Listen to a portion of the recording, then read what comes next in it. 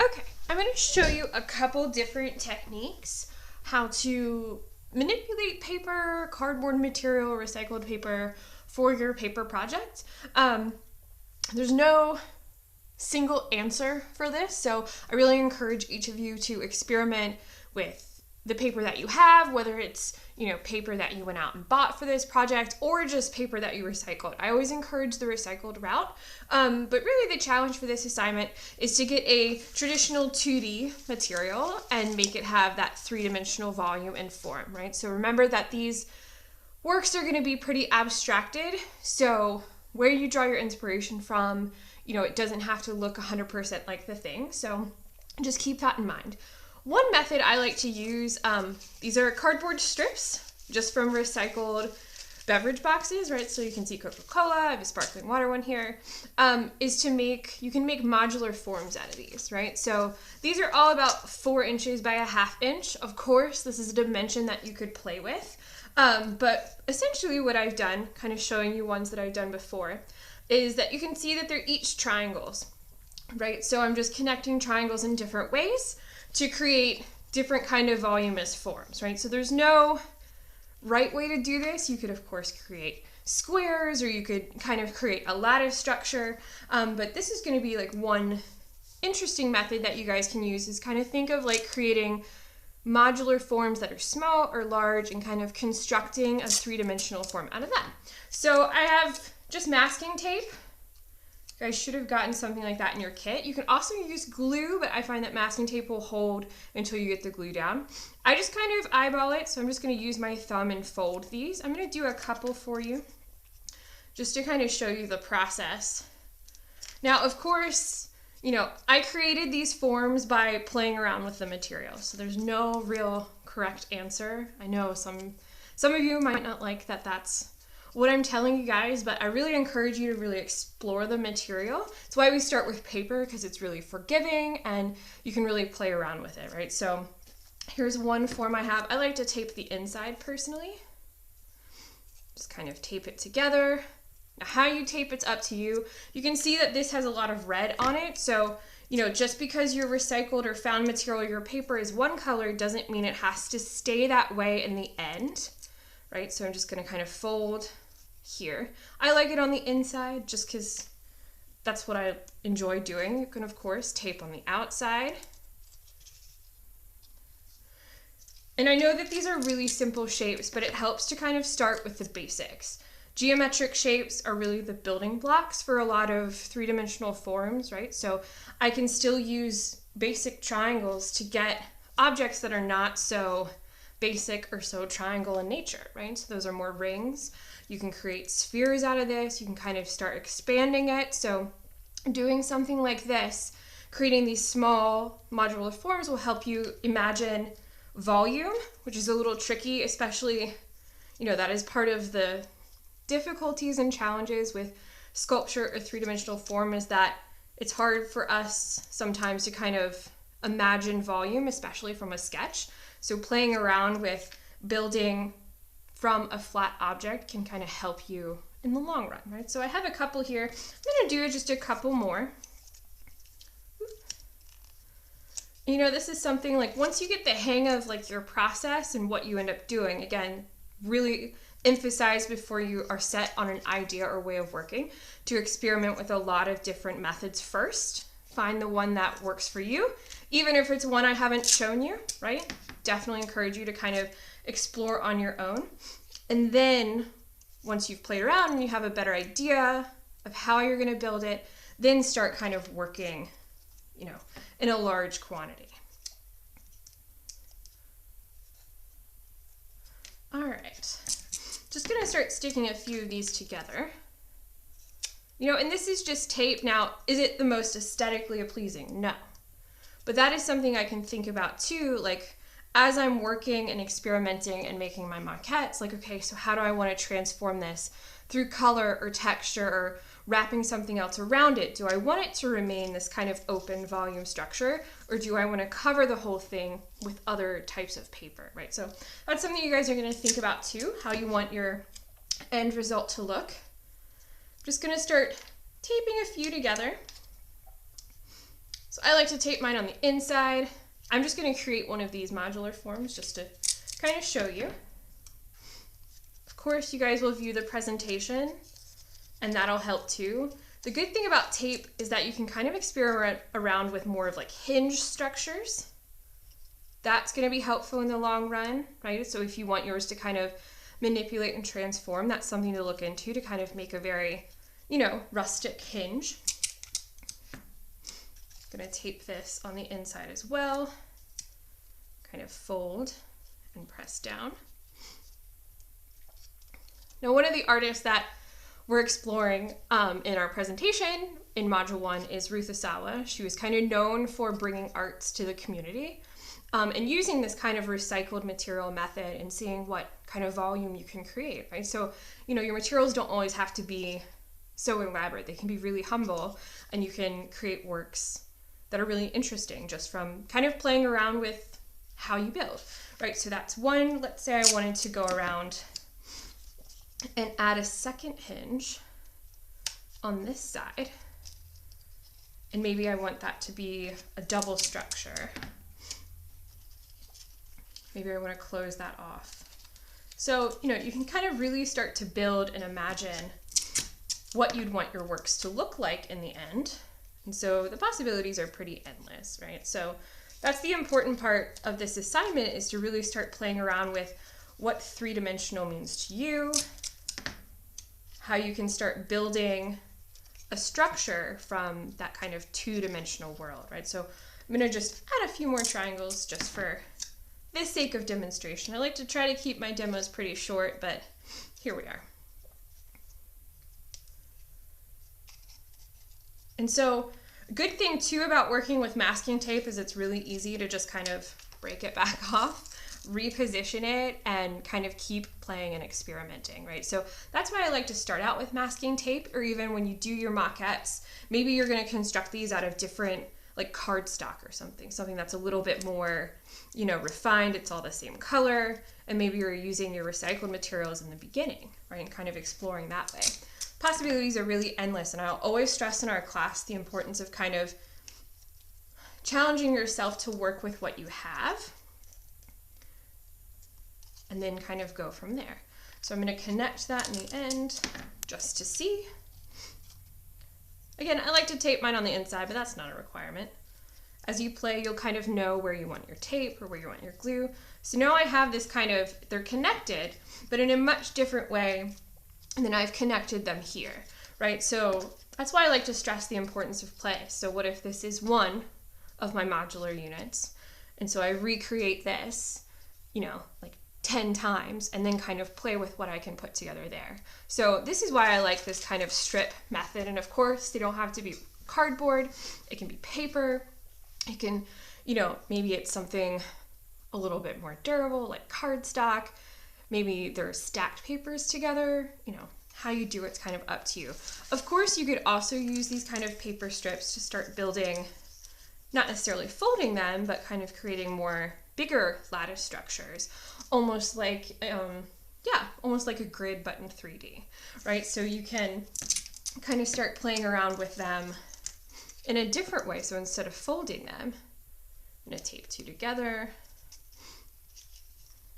and you can start building this kind of way. Maybe I'm going to tape the ends together with these two and pop them open. And maybe this is something I start building on the outside, right? So with this method especially, you get more of that open volume structure as opposed to that kind of closed, very dense mass-like form, right? So endless possibilities. That is one method. Just going to kind of push this to the side. Of course, all of this will be on Canvas too, and images and written instructions, and hopefully, fingers crossed, when we do go back in person, that we can play around together as well. So another thing I'm going to show you is kind of using, you know, a paper mache-esque method. So I have strips here. This is just newsprint that I had left over in my studio. I'm going to kind of show you two methods when I do this. So this is an open kind of terrarium container. I had a plant in here at one point and it died, so here we are. And then I have a little bit more kind of organic strips. So I'm going to kind of show you two methods. Now, each of you should have Nori Paste in your kit. I really like this paste, one, because it works really well. I use it a lot in my printmaking sculptures that I make. It's non-toxic, and it doesn't necessarily yellow over time, which is good. Now it is really, really sticky, which is good for the beginning, but it does kind of take a couple minutes to set. It's not like a fast drying glue, but it does hold when it dries. It's pretty stiff, right? So it does get a good hold. You do have to keep this kind of like, you know, I wouldn't necessarily put it in a very hot room situation because it doesn't keep forever, but it'll definitely last you through the course. So this is just one I had left over. Now I have an old paintbrush. I'm going to kind of scoop some of this out. So I'm going to make a kind of liquid glue-esque paste, right, for my paper mache to dip my strips in. I'm just going to get a little bit at a time. You can always add more, but you can't really take it away. So if I put a whole bunch of glue in here, or I put a whole bunch of water and start adding glue, you know, just a little bit at a time, you can always make more. So I have just a little bit of glue in a cup. This is just a cup, any kind of recycled cup that you have. It's one of my water cups from my studio. I'm gonna kind of gently close this and set it to the side. Now I can use the Nori Paste as is. I might just actually keep that open just in case I want to do that. Now I have a cup of water here. I'm just gonna add a little bit of water. Please. You guys are gonna love my sound effects. Just because we don't need a whole lot right now. Just gonna kind of give that a quick mix.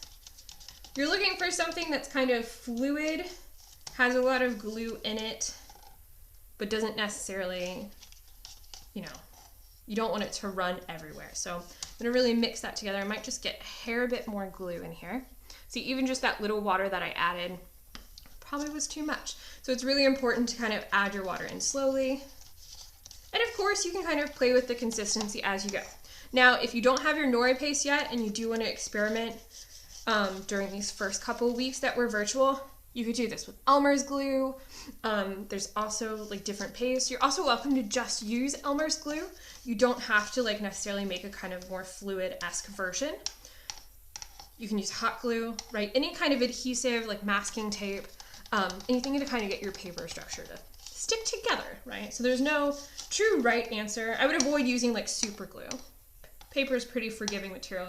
I don't think we need to go that big. So I've got my little kind of glue paste mixture here.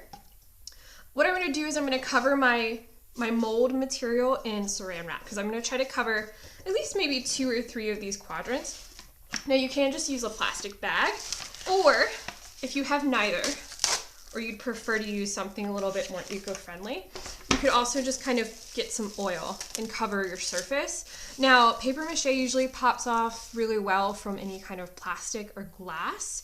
If I was doing the interior space, that can be a little tricky, right? So this is why I always like to kind of have this down first, just so I can kind of lift off in case it gets too stuck inside, or, that suction with the air can be hard to lift off, right? If you're working on the inside of like a bowl or a container. But this is a good way. Again, we're working with a 2-dimensional material and trying to make a 3-dimensional shape. So I'm basically going to kind of cast some of the outside of this to get that, impression, right? So hopefully I have this kind of 3-paneled structure. So what I'm going to do, I'm going to use my strips first. Now I'm just going to go in with my fingers because why not? It's the easiest method for me. There's no point, like you're going to get messy. So if you're doing this at home, especially if you're kind of playing around with your maquettes to see if this is something you want to do, you really want to coat each strip. It doesn't take a whole lot. You don't want it dripping, so you can see that I'm kind of squeegeeing out my paper as I go. It's all over me. This is going to be really sticky, right? Now the different kind of glue you use, like Elmer's glue and stuff like that, that can get really sticky really fast, but hopefully if you're working at home, you're working on a surface that's forgiving. You're not going to work on your dining room table or, your nice apartment carpet that you might have to replace if you get it stiff with glue, right? You're just going to kind of maybe put down a trash bag, a piece of cardboard, an extra piece of newsprint, something like that, right? So I'm just going to take these strips, and you see how I'm kind of making a lattice structure, kind of going back and forth between how the strips go. Now, one layer isn't necessarily going to do it. It's not going to be a very sturdy structure, so this kind of method is going to take several layers.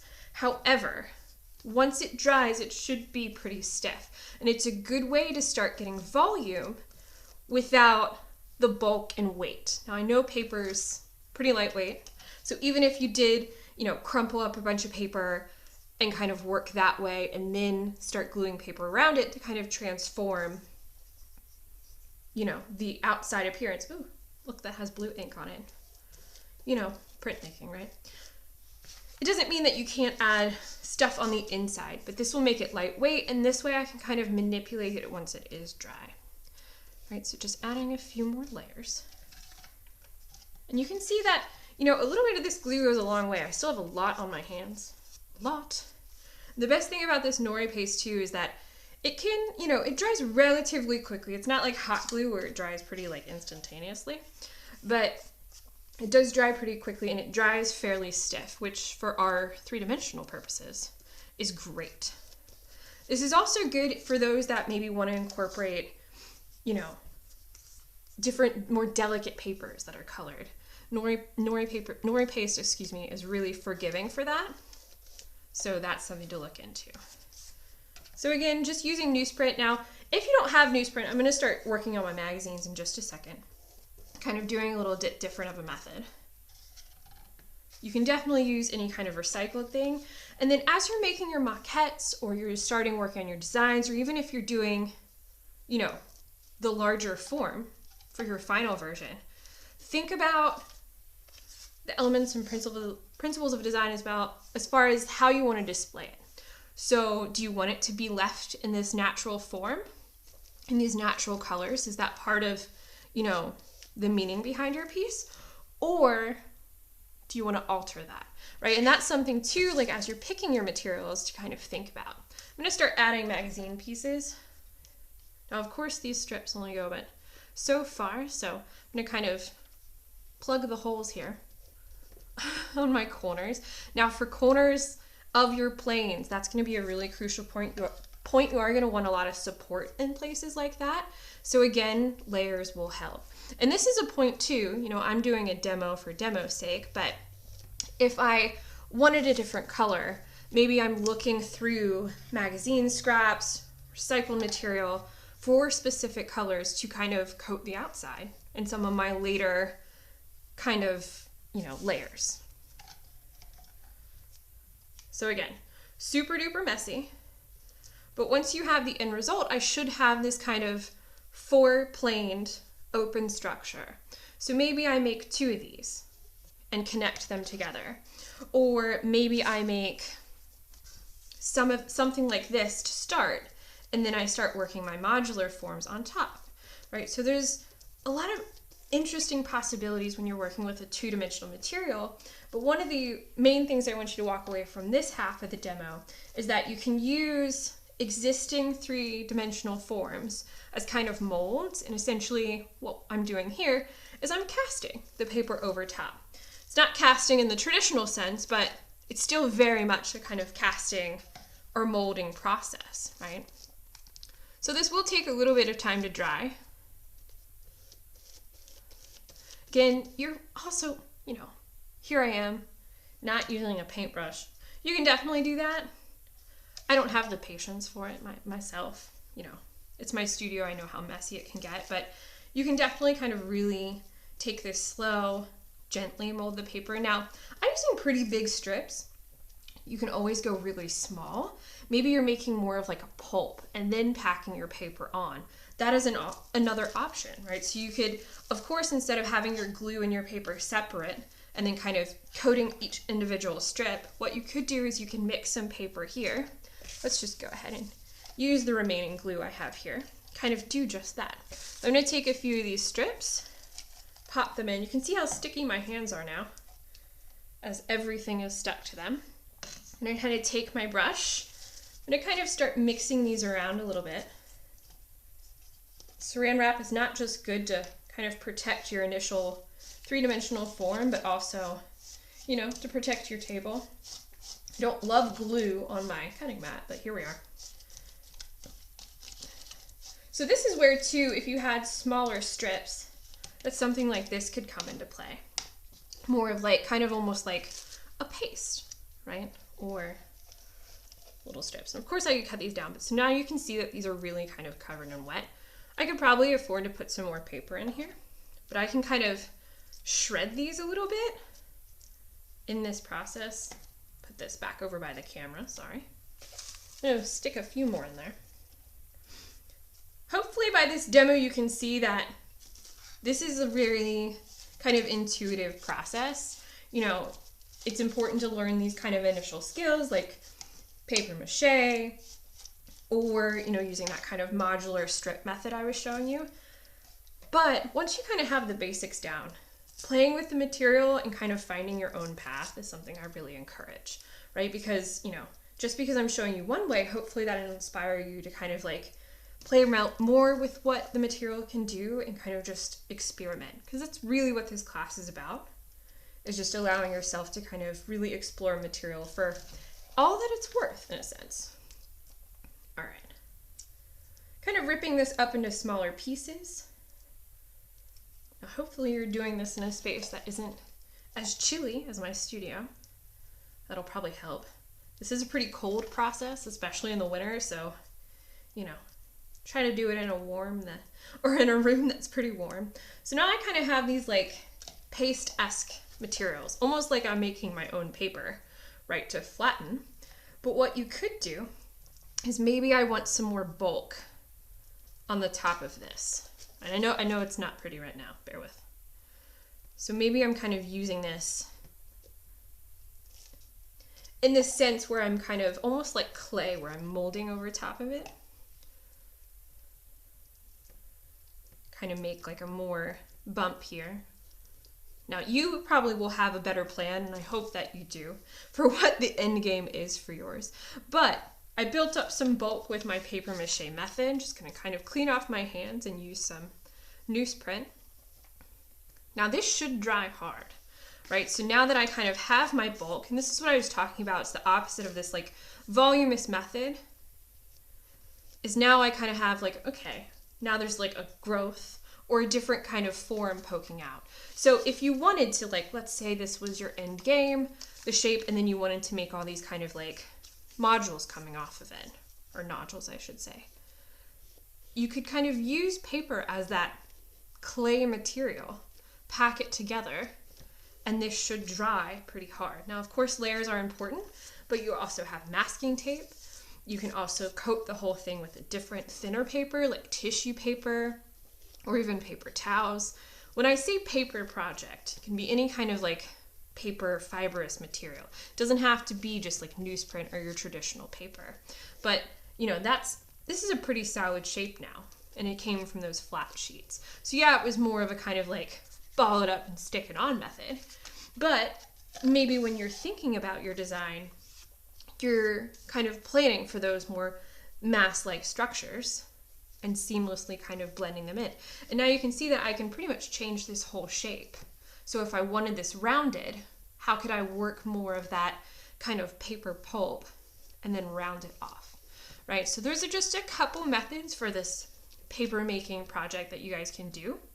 I'm gonna post other ones that are more kind of like written tutorials, and I'll find other videos for you guys, but hopefully this inspires you just a little bit about a few methods you guys can use for this assignment.